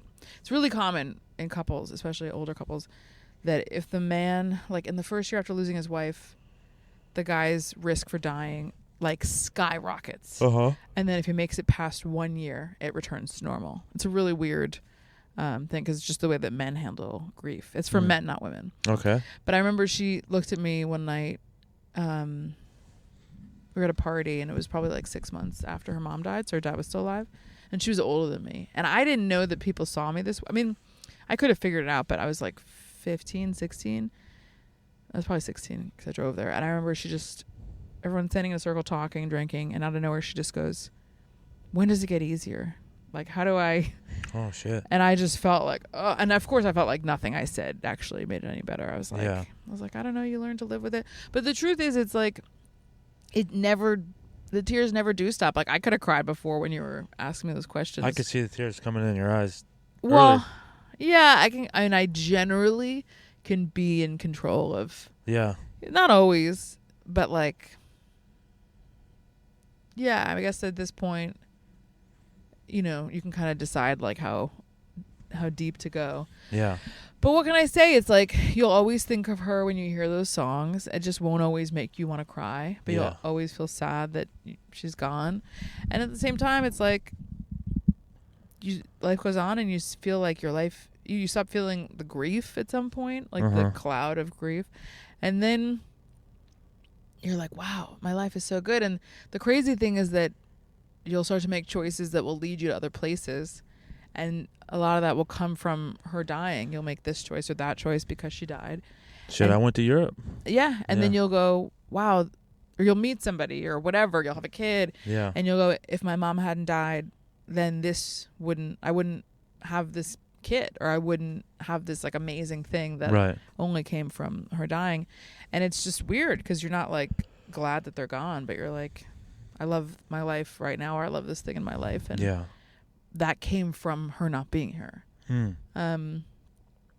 So I don't know. I think it's the thing that makes me feel better, because I think I have more anxiety about my dad dying, because my mom died before I got to even think about it. I didn't know people. Pops is getting a little long in the tooth. He's 91 next month. Yeah. And if I were you, I wouldn't even be here. I'd be. I know, but you know what? I've been saying that for 20 years. I mean, know. I remember backpacking in Europe, living in Asia, being it's any day now. I would cry myself to sleep in high school. Wow. And my dad is 91 years old. Does he still walk? Yeah. Is he still beating that pussy up? Ew. Is he still tearing that pussy up? No. I think it would literally kill him. I think he would die. I don't even think that's a controversial thing to say. I think if I asked him, Possibly enough. if I'm like, Dad, are you fucking? He'd be like, are you? We've actually joked about it lately. I'm not talking to him like that, but he's like, I can't. I could die of a heart attack. I mean, he would die of a fucking heart attack. It'd be the last thing he ever did. That's fucking legendary shit. You know? Oh my God. Do you like? Because I remember you telling me he like talks about like raunchy stuff sometimes. Yeah, and I have to go enough. No, But let him cook. He's 91. Sometimes, but sometimes I'm like, you have to respect a boundary because you don't have boundaries. But I'm like, let him cook. No, because it's like my dad always treated me like a little mini wife. You know, after my mom died, not like a not like a creep. Well, yeah, not creepy like sexual, but just like he came to you for certain things that. That's what single fathers often do. Okay. That they turn the daughter into the like partner, you know, like confessing. Like he was like worried about my brother, so he would talk to me about it, my older brother, or he talked to me about who he was dating before he got remarried, like just in like inappropriate ways. Just like even my stepmother, like I know some of his opinions about her, and like it's not sexual stuff, but it's just like I shouldn't know so much about your inner world. Oh, yeah. You know what I mean? You're supposed to be the parent. And my dad was already almost 50 when I was born. But it was like... Holy shit. Yeah. But he just was very... In some ways, he was like really responsible. I was in therapy and, you know, like, here I am. And I'm doing okay and we're close and whatever. But at the same time, it's like, I was made into like a little adult from a young age. Yeah. So it's like... That's tough. Yeah, so now when he makes those jokes, I mean, he doesn't really make them much anymore because a couple years ago, I really, like he said something about a family member who died like a long time ago, but a sexual thing that I didn't know that he told me. And they were around a little younger than him. Mm-hmm. But I just basically was like... Yo, bro, chill. Yeah, I said it in a much harsher way. Okay. And I was like, I told him, I was like, you know what it feels like? I was like, it feels like being molested. Because he told me this really sexual thing, and I was like, okay, drama alert. Well, I was like, fuck, I love that you just like don't know how to have a boundary. And so anybody having boundaries, you're like, whoa, crazy. But I was talking about anal sex with like, not with, but like about this person having anal sex. Yeah. And I was like, this person who ended up killing themselves. And I was like, it feels like being molested. I'm like, I don't want to have any kind of sexual discussions with my father. I don't want to talk to my father about my sex life or his sex life or other people. I'm like, but you won't stop talking to me about sex. And that's gross. He's never fucking said a thing again. Yeah, because you fucking scared him. You pump faked molestation on him. Yeah. Yeah. Yeah. Okay, good for you. No, I mean, good. I'm glad you respect your boundaries. Yeah. Good. I do. Because I don't want to know. Yeah. No, I get that. I don't fucking want to know. I totally get that. That makes complete sense. Yeah. Because it's a burden. Yeah. And then it makes me go, I don't want to call him because who knows when I'll find out something uncomfortable or when he'll say something creepy. And then you go, as he's losing it more and more, what else is he going to say? You know, if he thinks it's fine. I know luck plays into it a little bit, but like what the hell was how does he make it to 91? What's like his routine? Was he a smoker, a drinker? He smoked until he was like 40, I think. Okay. He quit. Was he active a lot? No. This is my dad's secret. Mm-hmm. After I just bitched about him and his no boundaries, but he's probably one of the happiest people ever. Really? And even after losing his wife? Yeah, and his father when he was a kid. Yeah. And his older brother when he was a kid. And then his other older brother who was his best friend when he was an adult. And so many things went wrong. Yeah. And I don't know. He's like a survivor. Like he just looks for what's fun. He, like I said, he loves opera. He loves the ballet. He loves classical music. Like he doesn't do these things necessarily now for himself. But when he gets down, I'll be like, Dad, I'll put on some classical music, just sit in. And he's like, no, I don't know. And if I'm around him, I'll just put something on. Yeah. And he's like, oh, listen to this part. And he gets really into it. Like, I drove him into the city. I think it was his birthday party. Yeah. Last year? I can't remember. But in the car, it's so funny. When I was a kid, he would always put classical music on because he was probably trying to shut me up. And, but I loved it. And so now I know when I'm driving, he's going to be really annoying. because he's out and he's excited. It's his party. Yeah. And I just know, like, because he's like, well, what about this? What about? And he's just, don't make a left here. And it's like, I'm on the highway. I have the GPS. Like, I don't need, and he's like kind of going, no, like just too much, And so I was like, let me put on Swan Lake or something, And he goes, well, it's really going to kill the conversation. That's what he says every time. And I go, yeah, that's what I want. But I'll put it on. And I know he's getting into it because he starts like tapping his hand on his thigh. And then he'll just go like, is it Swan Lake that's like this? He'll go, da, da, da, da. Like he'll just start like doing the music. Like he'll sing the music with it. And he's so happy. And it's like, he doesn't know that he loves these things. He doesn't know how much joy he gets out of stuff. But if you watch him eat, he eats like a raccoon. He eats trash. And he's like, I don't know. He's not like paying attention to stuff, but like when he's drinking, he'll have like coffee with like sweet and low, which is disgusting. And like, why is that disgusting? Have you tried sweet and low? Yeah, it's just like, it's so sweet. Okay. He'll have it like so sweet. Okay. Like I can't even drink it. Okay. And then he'll have it the coffee with a hot dog. And I've sat there and just watching him. He has no idea. And he'll just take a big bite, and then he'll make this like loud chewing noise, and then he's like, and like drinks the coffee so loudly, and then it's like such a gross. Sounds like a legend. Well, it's such a gross thing to watch. Yeah. But then you look at him, and it's like he's just loving it. You know what I mean? Like he just loves things. He loves old movies. He loves his kids, and he loves his grandkids, and he loves a nice day, and he loves flowers. I've sent him flowers before, and he loves them. I love that. Yeah, so it's like, I think that's what I've figured out more than anything is like his biggest secret because no one else in his family lived to be as old as him. I think maybe his grandmother, and that was it. Everybody else, all the men especially, died young. And he's 91. That's exactly what Mark Irwine, the guy who works on Willie Nelson's Trigger. Mm-hmm. Willie Nelson is 92 years old. Yeah. And I was asking him about Willie because he kind of knows Willie personally. I mean, he works on his guitar. If you don't know the Trigger, world's most famous instrument. Okay. It's a guitar that's Willie's kept playing since the 60s. And it's the world's most famous instrument. It's such an amazing instrument. Yeah. It has a giant hole in it. Mm-hmm. All these famous musicians have engraved their names on it. That's cool. And I just like asked him like, how does Willie keep going? And he's like, if you do something you love and you just keep doing it, I think that just keeps you going. And he's like, and Willie is the personification of that. Yeah. He writes songs and sings and performs, and he just keeps going. He just keeps going. And look, there are people like, Catherine O'Hara died recently. You know who she is, right? From Schitt's Creek and Home Alone. I know who she is now. Yeah, but you didn't know before. Yeah, I didn't know who Catherine O'Hara was. Yeah. But yes, I knew her from. I was like, that's the mom from Home Alone. Yeah, and she was in Schitt's Creek, which is like, I was actually watching it today. It's like a great show. Yeah. And she's so funny. And some people do what they love and they die young. I know. And it's just, I guess, I think it's probably the healthiest thing you can do is just to be happy as much. Yeah. It doesn't mean my dad still, look, he has anxiety. I mean, he wouldn't call it that, but if he gets weird about money. Uh-huh. Which I mean, he's given a lot of his money shit to me. Yeah. And he's very weird about food. He's like kind of a big guy now in his old age. Okay. Although actually he lost a lot of weight last summer being hospitalized.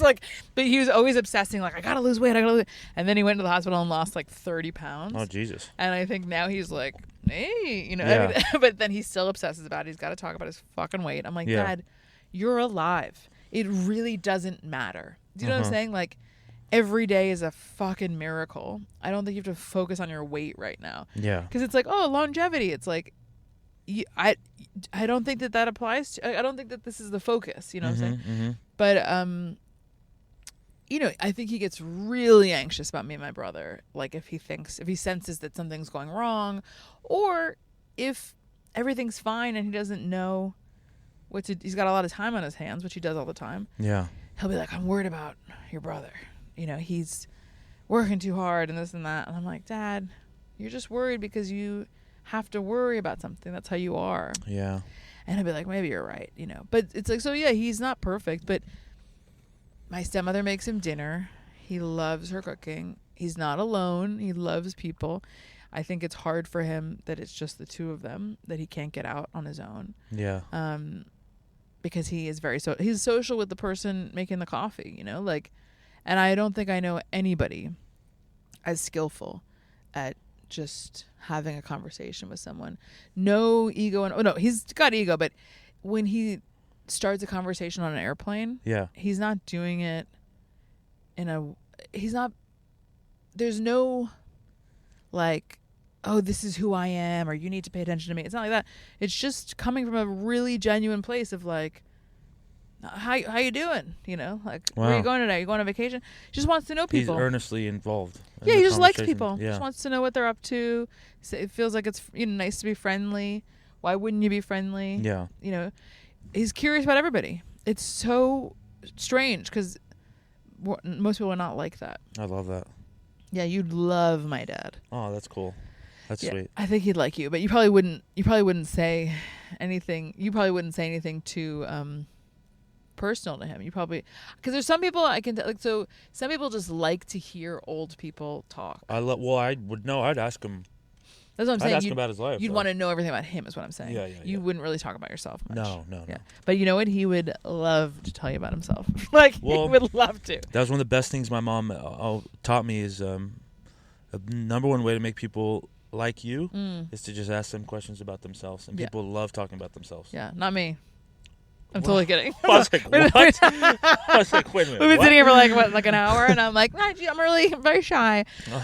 Yeah, it's true. It's true. I mean, I think sometimes I get so bored of my own stories that I was thinking recently that I probably should write them as short stories, because traveling and stuff like that, you have all these stories that you've told 1,000 fucking times. Yeah. And the people in your life are like, I know this story. I've heard. And my dad does that. He'll tell the same story and I go, I've heard this one. I've heard this one. And I love him, and I'm not trying to be mean, but when you've heard it 30 times, you're like, listen, we gotta talk about something But else. that's his act though. That's his everyday Imagine if I did my act on you every day, every time we hung out. Oh, he's doing it on you though? Yes. I don't care if he's telling other people. Oh, tell them, great. Tell the doorman. Okay. I thought he's doing his act on to other people. Oh no, that would be great. Okay. That's why I'm, but he can't do that anymore because I guess I should be a little bit more generous about it, because he can't tell his act to others. But you know what? I was with him when he was in the hospital, and we thought that was the end. Yeah. And then when he moved back home and he was kind of hallucinating for a while because the hospital fucks you up when you're older. Yeah. Because they also they put you in this probably with your mom too. Yeah. They wake you up all the time. Dude, I hate that shit. It's not a place for healing. I hate that shit so much because I would stay with her I was in a hospital for 3 months. Yeah. I lived in the hospital, and they would come in and they would put her on a scale. Isn't that crazy? Like, why are you putting this bitch on a scale? Right. Why are you weighing her? Right. What is this? I get it, there's procedures and stuff, but I'm like, and the do they do the chair scale? Beep, beep. No, sometimes they would have her stand up and get on the scale. And it's like, was she pretty weak? What? I mean, yeah, she was getting a little bedridden. Yeah. But yeah, it's like, I just thought some of the stuff was like a little excessive. I'm like, okay. It's all excessive. It's like, bro, please. And there was a point where yes, my mom needed to be in the hospital to, fix her infection or whatever. Mm-hmm. But it's like at some point, there's an expiration date. You got to get the fuck out of that hospital. Oh my God. Well, I can't believe he made it through. Because it's like, my dad, he couldn't get out of bed or he couldn't go to the bathroom because he was attached to this breathing thing that was so intense it had to be connected to the wall. Mm-hmm. I forget what it's called, but it was like a really intense breathing thing that I mean, I guess it worked. It was one of those you had to blow into it?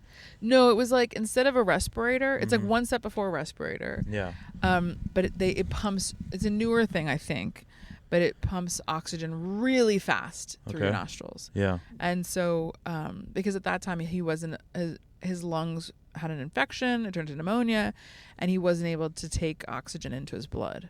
So it's your lungs, they have to that's what happens. You breathe in, it pulls the oxygen out of the air, and then puts it into your bloodstream. But because of that, he was not getting any oxygen, so he was hallucinating and just not able to he went in first because he was sick with something else. it wasn't a blood clot. God, it's so weird to remember that it's. I think what's crazy is like my memory is so good, but I mean for some things, but when I think back on that time, so much of it is just gone because I think your brain goes, I don't want to remember that. Yeah. You know, and that freaks me out actually a little bit. Yeah. The fuck did he go in with? I can't remember. I'm sure it's in my journals. Oh yeah, I remember what it was. He was bleeding internally, and so then he told me that was the hardest night for him when he first got into the hospital because I think he might have cried, but he couldn't really describe it. He was like, "Yeah, that night I won't go into it too much because that'll make me emotional." Yeah. But he thought he was going to die, basically. Yeah. And so then that part they resolved. Yeah. But being in the hospital gave him pneumonia, and then he was in bed for weeks, whatever. So yeah, so he couldn't leave the bed, or he couldn't walk to the bathroom. So they had to. It was crazy. I'm so grateful that I never saw his balls or his ass in that time. Oh yeah, I saw my mom's vagina a bunch. Did you? Yeah. I cleaned my mom's vagina. Did you? Yeah. Oh my God, what was that like for her? You think? She was so out of it at that point. So this is the end. This is like hospice stuff, yeah. And was that at home? No. This is there was a nurse standing right next to me. Why didn't the nurse do it? At some point, she was like, "Hey, I can do this." But yeah, I was cleaning like poop out of her butthole and like. Okay, she's wearing like diapers or something. No, this was her last ever poop she ever took. Wow. And it was a giant poop, and I had a feeling. Was she like in a coma? She was so out of it. Yeah. She was so out of it. She wasn't like you couldn't speak to her, like, or you could, but she kind of understood what you're saying, but I don't know. Someone could tell me exactly what it was. I should have asked them. I think she had the morphine drip. It was just like so immense. So she was just like a zombie essentially. Yeah. Yeah. So like, but there was the last poop she had. Was it in the toilet or no? It was they had to bring the toilet, like one of those portable toilets. Yeah. Yeah. It was the hugest poop I've ever seen. Because I think you get all backed up with the morphine. Yeah, and she was having trouble pooping for so long. Yeah. So I was like, I had a weird feeling. I'm like, we're getting really close to the end. I mean, obviously hospice is like the end. But so why did you wipe her? You didn't want to call the nurses? I was just helping her up, and I don't know. I just was like, fuck it, I'll wipe my mom. I don't care. Yeah, that's funny. I was like, I could have helped him in a few different situations. One time, I mean, he was really struggling, and I was like, "Do you want me to do this?" And he was like, "It's up to you." Like, I was like, "I don't want to do it." It wasn't that I didn't want to do it because it grossed me out. Yeah. Which of course it does. It was more just because I didn't want that to be a memory for either one of us. And I think we were both so shocked that he lived. Yeah. I mean, he was shocked. I mean, he was shocked and he wasn't. He was like, "Oh, I wasn't that sick." Like, you know, his brain was like, "I was fine." Yeah. It didn't really bother me at all. Really? I liked helping. I mean, I came out of her vagina. I was like, I felt like it was a full circle moment. That's fun. Yeah, you're right. You're right. It felt very full circle, and it's like, I mean, she wiped my ass. It's like I can wipe. But yours. had you seen her naked before? Like on accident, plenty of times. Yeah. Okay, that's fine. Because it's like I have not seen my dad naked. Yeah. I think I saw his butt once when I was a kid. Yeah. We're not like a nude family. I had this really funny thing I would do with my mom, where I would say, "Shield," like I would be like getting out of the shower, and I would just be like, "Shield," and she would look away. At first, it started as like "Shield your eyes," but then I just go "Shield." Yeah. But she probably saw you naked plenty of times. I mean, of course. I mean, not like as an adult. Right. Oh, as a kid, of course my dad saw Yeah. me naked. Dude, the worst, I think, for my dad as a single parent is when I had... That's Captain Right. Yeah. I'll hold up on this story. I'm not going to tell this story. Fought with me. You fought with me, gang. I can't wait to get him on the pod. So Captain Right, ladies and gentlemen, is walking up right now. Hey, talk your shit real quick, fam. Hey. Not much shit. I left my keys at Sunset last night, so I got to go to Sunset right now and pick them up. That's how it be. You know, a real player gonna leave his keys wherever he goes. I just stole some quesadillas. I'm about to go eat them on a bench. Hell yeah, dude. Oh yeah. I'll see you at the crib. We're just finishing the rest of this pod. All right, dog. Good to see you, man. Good old Captain Right levity. Yeah. Sweet guy. Chewy's legend. Do you want to know the worst thing that I was gonna say? What was the worst thing you were Oh, gonna say? for my poor dad was when I was a kid. I got a few times because we used to like play in the dirt behind my house all the time. There was like a little construction like thing, like they were finishing the street and whatever. Why are you closing your eyes? Because you're scratching? So I don't know why I do that. Because you're like a dog. You I scratch and you go, don't know why. "Ugh." I think that's a weird tick I have in mind. That's so funny. No, that's me thinking. I'm thinking about something. My mind's drifting off right now. That's sorry. But so because we were always playing in the dirt and my dad never made me wash my hands, I Yeah. got pinworms like a bunch of times. Do you know what pinworms are? No. They're like little worm parasites Okay. that just live at the very end of your digestive system. So they live right by your asshole. Oh. And they come out at night and they hang out in your asshole and they really itch. Oh wow. And that's the only time they come out. The rest of the day they just chill, sleeping or whatever in your butthole. And so kids get them all the time because kids are filthy. And the only way, well, I think they have medication, but for whatever, like one of the ways to get them is to kill them by hand in the butthole. I heard some nurses talk recently about how like you can put tape on your butthole. And that, because when they come out, they'll get stuck in the tape, and then you can see. You can see them with your eye. They're like tiny. Where'd you learn this, in India? When my dad used to kill the worms in my asshole. Sorry, I was trying to make a dumb joke. No, but like, as an adult, like, it's like that would make sense to get that in India. Yeah. But I got it in childhood, and my father, I remember coming in and being like, "Dad, my butt itches," and he would take his pen because he was doing the crossword puzzle, and I remember him taking the pen.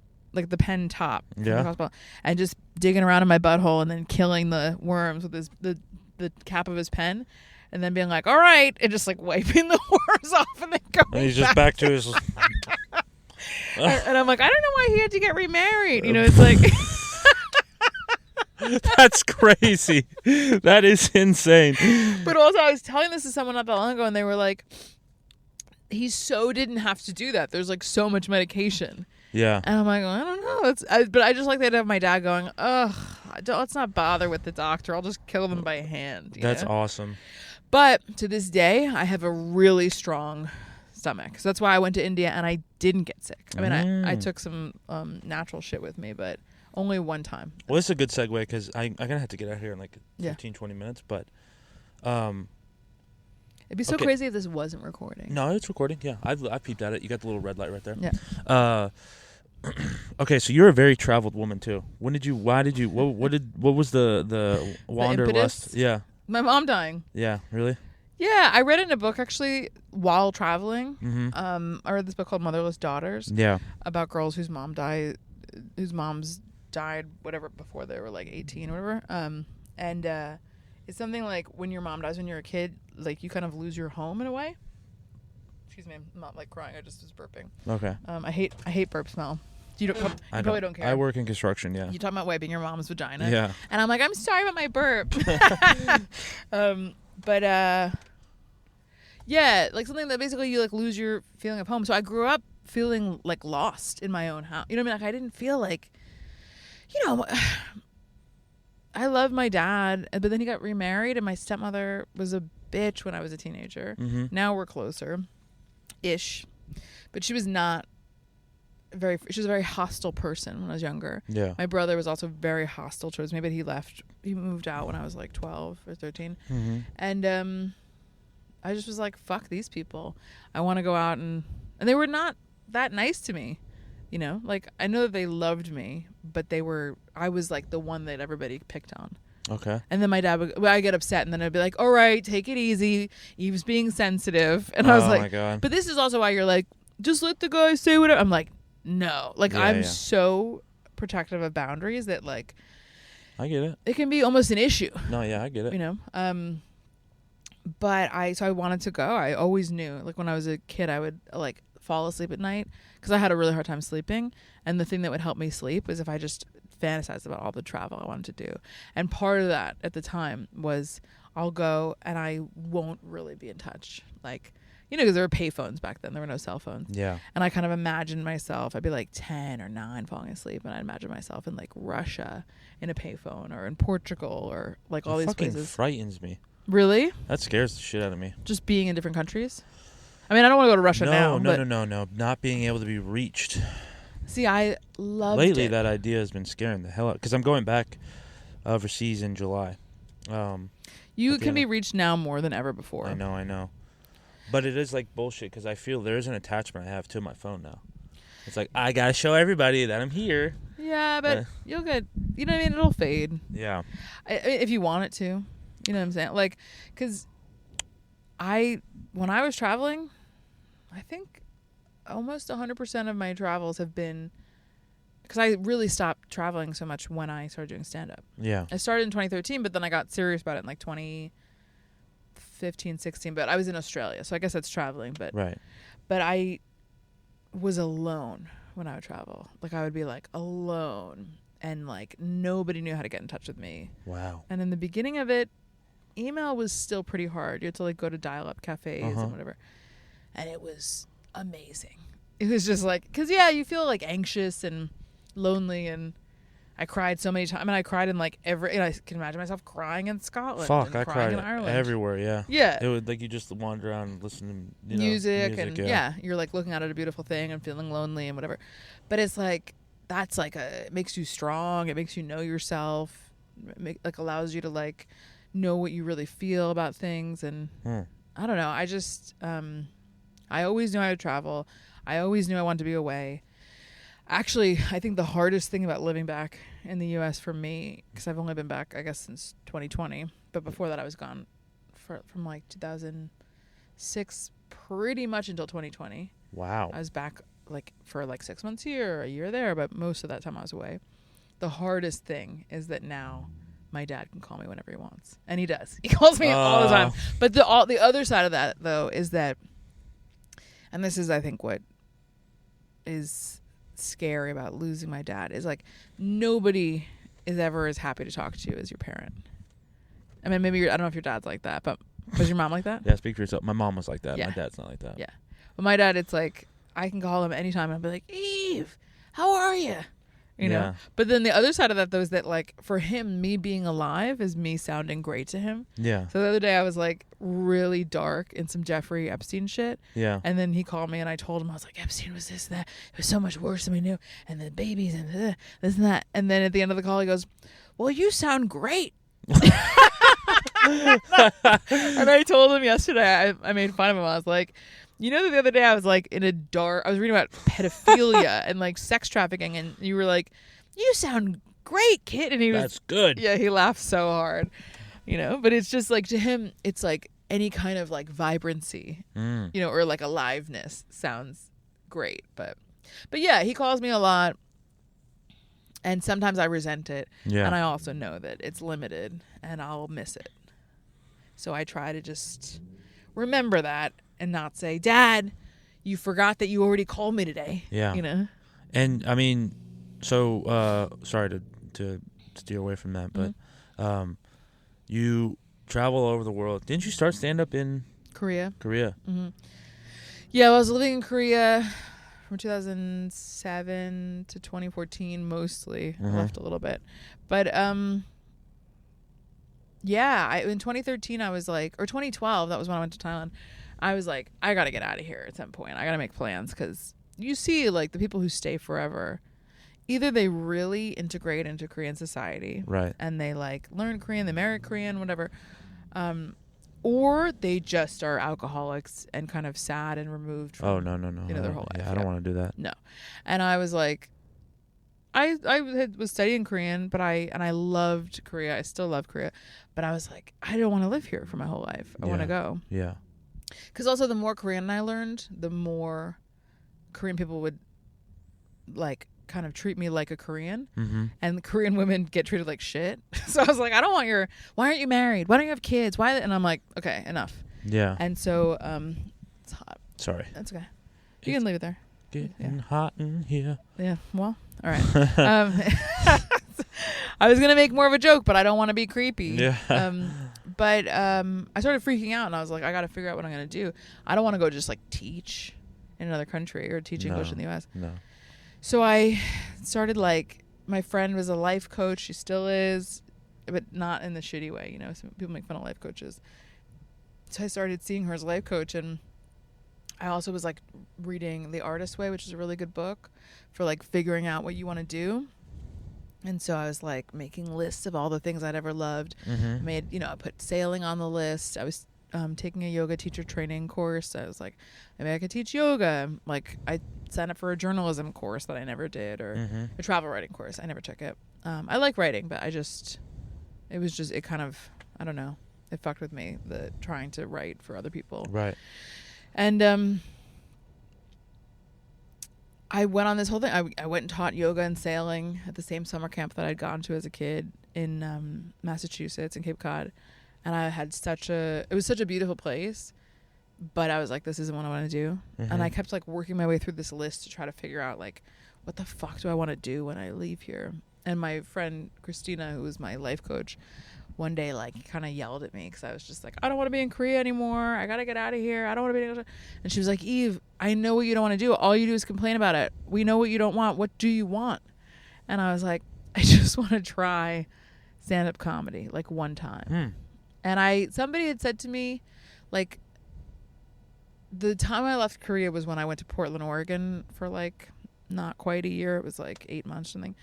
And I had driven from Portland to LA with this stranger I met on Craigslist. Okay. Which was like really kind of intimidating because he was like, he called me the morning he was supposed to come get me because we'd arranged it on the phone and whatever. He was like, yeah, I'll be there in a few minutes. Just so you know, I'm in like a silver Audi and I'm like 6'2" and I have like a beard to my waist with like bones in it.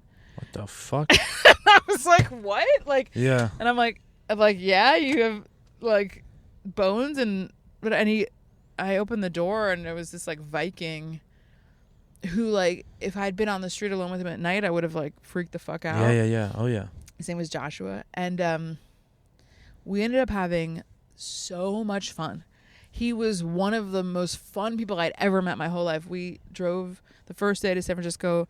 He picked up a friend. I stayed with a different friend. And then the next day, the three of us drove to LA. But we laughed so hard. We just got along. He's a really good guy. I mean, he lived in a yurt. I don't know what that is. It's like a Native American, I think, originally structure. So it's like basically like an oval with like a weird roof, no electricity. He lived there with his girlfriend. They would like shit in a bucket behind a little screen, but like in the room with each other. Yeah. All of his clothes were made of roadkill. They were like trying to live this like what zero the fuck? emission. Yeah, like crazy. But somehow we had an Audi. Yeah. But we just had such a good time, and he was like, "You should be a comedian." And I was 25, I think, and I was like, "No, I could never." And then, but I really, because I was also going through such a hard time at that time. Yeah. Like that was between my trips, like I'd been in Korea for a year. I left. I tried to live in Portland. I wanted to come back to the U.S. And I just had this job that ended up being really miserable and like kind of like took the life out of me. And so I was really sad. I had finally quit the job after trying to make it work for like 6 months. And I was really depressed. And that was when he drove me to LA to go see family. So it was like the first time I'd really laughed in so long. Like I remember this other friend before that had driven me to the beach for the day. And all I could do was sleep. I was so depressed. I just slept at the beach. It was really beautiful, but I was so sad. Right. So that trip was like really restorative. It ended up being this like really beautiful time in my life. Like I went through this period that was so dark and painful, and I thought like, what am I going to do? And then I quit and I had the sadness, whatever period.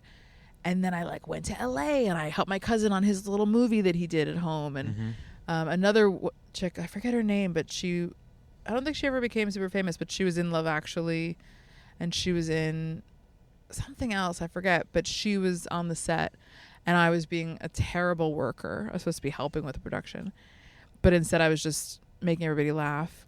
And then she was like, you should do stand-up. It was right after Joshua had dropped me off there. It was like within a week. They both said that. And I was like, I'm not funny enough. I don't have it in me, you know? So when I told Christina like a couple years later, I guess it was like 3 years later, I don't remember how much later, but I was like, I want to try stand-up. And she was like, yes, you'd be so funny. And her husband, who I loved and still love, she was like, Ben thinks you're really funny. Checking out this chick. Yeah. Sorry. I can't believe that that's your type. It's not. She's your type. I shouldn't say that. She's not. Yeah. Whatever. But it felt so exciting. And then I like just went to an open mic to watch. And I was really intimidated. And then I just watched men at open mics, do jokes, and I was like, oh, I'm fine. You got this.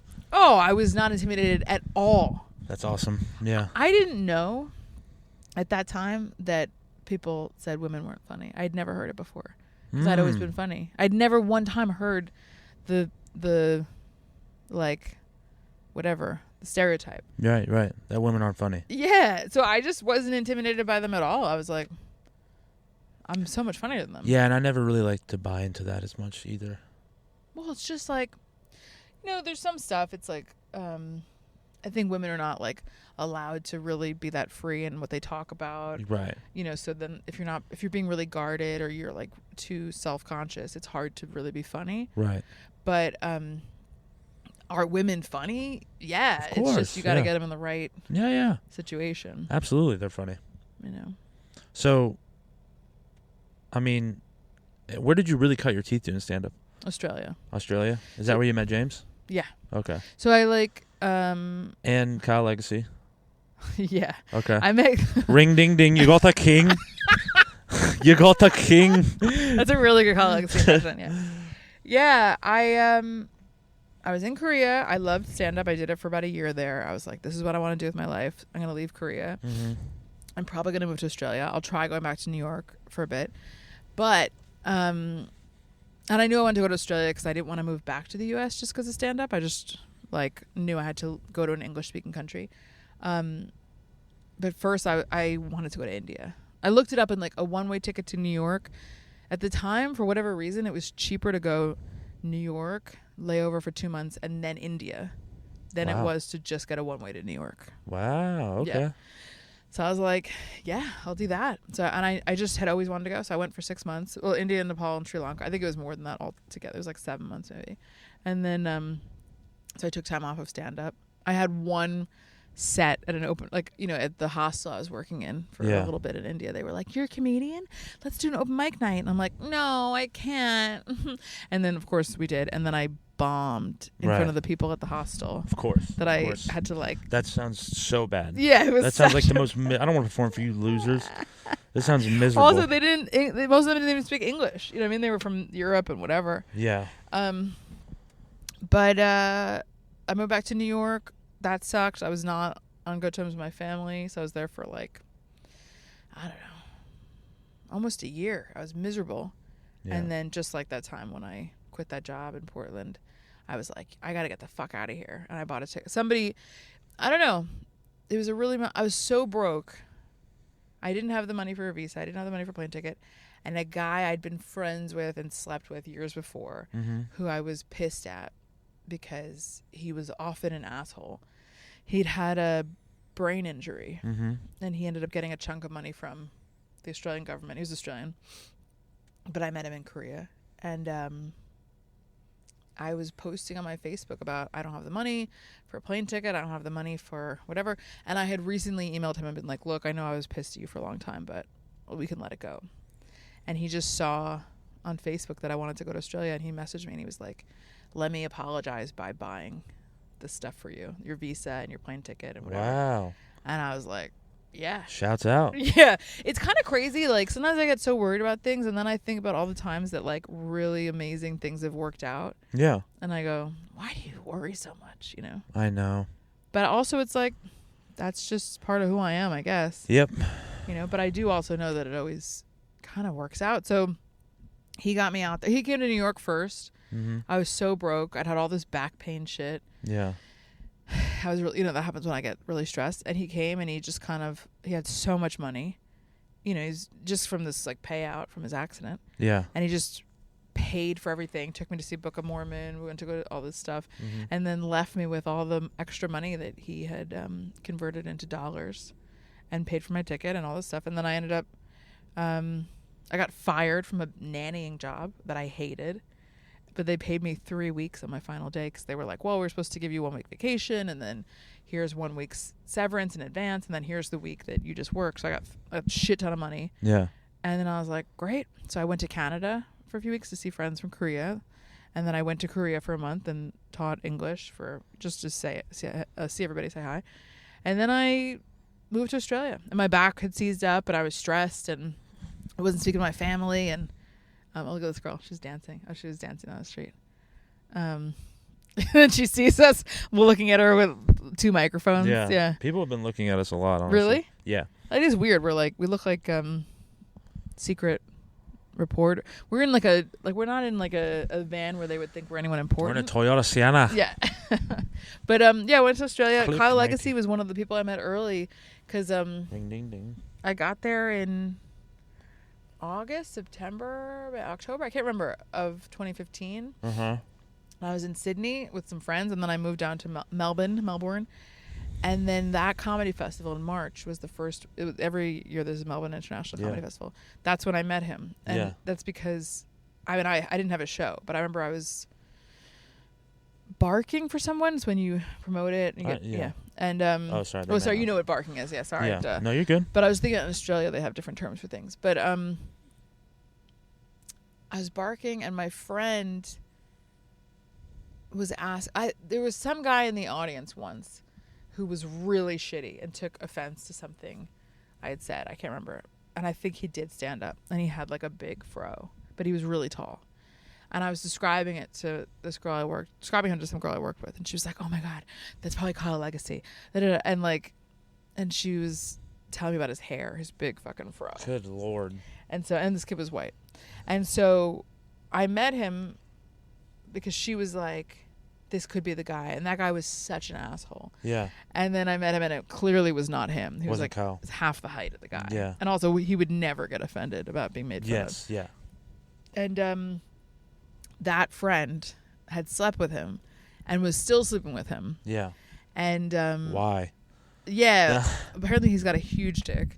Legacy? Yeah, he tells everybody. He'll show you. Wow. I think he offered to show me last time, and I was like, let's never cross that That's line. hilarious. And but she told me that they'd gone to have sex. Yeah. And he was so we called him like 2 pumps and a bong for a while, because she was like, he came immediately, and he was like, all right, let's go smoke a bong. And she's like, I still have my jacket on. I'm on my elbows with my coat on. And so that was, and every time I'd see him, he'd be like, nah, that was just the first time. And yeah, it was. That's just the king? Yeah. Like, you slept up with the king? Yeah. Back then he was like still confident, but not like quite what he is now. Yeah. And so I would call him 2 pumps and a bong. And then I got to know him over the years because he would be in Australia all the time. Right. I think he was there a lot more than he is now. And he slept with like so many of my friends. Yeah. So many. And so now he slept with another one of my friends when I was in Edinburgh. And she's like much younger, really sweet. And I was making fun of him. We were all getting food together. And he was like, say something good about me. Come on, I'm trying to sleep with her. And it was like in front of her. Yeah. And I was like, well, this is what I'll say. He slept with like so many women I know. Yeah. And none of them have accused him of rape to me. So that's something. I mean, she's got a point. Yeah. But then the whole festival, You heard the fucking bitch. I would go up behind her and I go, suck my dick. And she was like, you have to stop doing that because it sounds so real that I get turned on. Oh my God. When I go, suck my dick, because that's how he talks. Yeah, he does. We've become good friends. I can't believe it. It's so weird, the people that you're friends with in comedy. I know, it's incredible. I have friends all over the world now. Yeah. Yeah. So that's where but Australia was the first place, and then I was there from 2015 till 2020. So Australia, and then you're here in Austin, and then I moved to New York. New York. How long are you in New York for? And I got it. I'm running out of time here. Yeah, me too. I'll.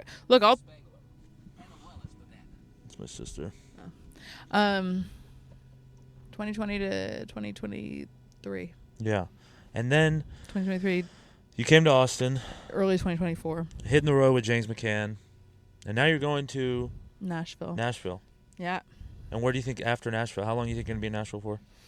I want to use Nashville. Let's see what happens. But I want to use Nashville as like a base for the next part of my life. Like, yeah. I don't know that it'll be that long, but I just want to start doing road stuff. Yeah. And I want to live somewhere lots of good projects that you're going to be working on. Yeah, there's good stuff now. I can't believe it, but things feel kind of good. Well, good.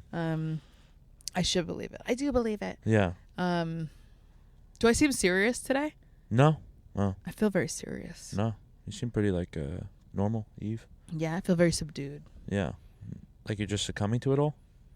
No, I feel like when somebody, I realize like because I think it starts with the dead mom stuff. My story is such a heavy story that like Right, everything right. that comes after that feels like, Right. I don't know. It always feels heavy. Yeah. You know what I mean? I know exactly what you mean. It is it feels a little bit of a curse that like you just want to have like this easygoing past and be like, yeah, it was great, and my dad's a fucking legend or whatever, Yeah. and all this stuff. And my dad is, but it's like, and my mother died, like just like so painful and slow. And I did a show in Edinburgh about that called Dead Mom Stuff. Yeah, maybe you told me that's sick. But it was like, I talked about that where it was like, you just don't want your story. And I think it's kind of what you're talking about with your mom now, where you're like, No, I want it. It's my originality, and I want to start talking about it and writing on it more. I just mean more about like, you don't want to have the feelings you have. It's Oh, like, yeah. when do I get through this? Or Yeah. when do the songs go back to being normal again? And when it's Right. like, it just doesn't happen. Right. And you just have to deal with this like heavy thing forever. Well, that's fine. You know what I'm gonna do? Maybe your dad has inspired me a little bit. I'm gonna try to find the happiness and everything. Dude, and Just it's like, be happier. but he's not, I think the thing that's good about my dad is that he's not full of shit. Like, he can be sad. He can talk about heavy things. He can go deep and whatever. And then he'll go and have dinner with my stepmother. Yeah. And he'll go, Sandra, this is the best pork chop in the history of the world. And that's his like, Yeah. and he's like, and these beans, they melt in your mouth. And he says that and he means it. And I've had, her food's good, but I've had other food that was bad that other people made that he says that. And he means it then too. And he just really loves what he loves. So it's not like, don't be sad ever. Or don't, have a shitty feeling or day or whatever. It's just, then go do something that you really love. Yeah. Even if it's like having your favorite coffee. All right. You know what I mean? I'm gonna start doing that more, Eve. Or, yeah. He got mad at me once because I was like, he always is like fucking nickel and diming things. Yeah. And we were getting a case of wine. Now they can't really drink. He's too old. But it was even a few years ago, and it was like $11 a bottle. And he was like, this is my second favorite Chardonnay.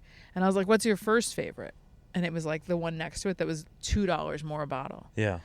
And I was like, he was buying a case. And I was like, why don't you just buy a case of your favorite for 24, I think it's 12 bottles, maybe it's 8, 9, I don't remember, for $24 more or $20 more. And he was like, you don't understand money. I was like, what are you fucking talking about? Just get your favorite. Yeah. And maybe now he would do it differently. I got him a war veterans pension because he was in the Korean War, and now he's doing fine. I spoke to him today, and he was like, we got a new armchair. And That's I'm like, awesome. Yeah. So he's doing okay. Aw. Well, is there any parting words you'd like to say before we go? Well, I feel like I haven't really gotten to talk much about myself. I know. I feel like every single thing I've said, I feel like my whole story is out there. I'm getting my period. Fantastic. Wonderful. And I didn't cry despite the fact that I'm getting my period. Fantastic. That's pretty good. And I would say this. I think you're actually, it feels very, I think you're a very special person. Really? Yeah, I really do. Wow. Thank you very much. Yeah, you're welcome. And I hope the therapy's good. Me too. I'm excited about it. Me too. But what's going to be hard for you is that you're going to have to talk the way that I talked today. I'll do it. I will. Yeah, that's good. I think I'm gonna bounce all over the place. I don't even know. I'm gonna ask her to let's start somewhere and then go from there. But yeah, We'll start somewhere and then go from there. That's what you're going to say. Wow. God, you say the most moving things, Tony. Let's just start somewhere and then go from there. Okay, wow. Never had a client like you before. that is the dumbest shit I've ever said. Oh, you want me to warn you about one thing? What? I dated this like really dumb guy very briefly during COVID. Yeah. And he had seen this therapist. He was really, really immature. He'd grown up in like Catholic school and stuff. So it was like all like weird about women. Yeah. And he told me that in his last session with this therapist, he'd asked her on a date. And I was like, why did you do that? And he was like, well, I felt like we had a real connection and like she was such a good listener. And I was like, that's literally her job. You were paying her to. That's probably gonna be me. I'm probably gonna end up falling in love with her. But you can tell her if you fall in love with her. But I just. Oh, okay. You know what I mean? Like you'd be like, yeah, I have feelings, and then you can dissect that together. But don't be one of those men who just like is like, God, she just because it's the male fantasy is to be in a relationship with a woman where you don't have to deal with any of her needs. It's just all about her listening to you. Really? I don't like that. But you can see how I'm talking about. Right, the I get. average. Yeah. So I'm just saying, be careful of the trap. Okay, I will. I'll be careful. That pussy trap. That pussy trap. That therapist pussy trap. When I want to impersonate you or James McCann, I just do a black voice. Good. Yeah, both of you do that. Really? Yeah, you know that you do a black voice all the time. Oh, I know. Yeah. And he does it too. Really?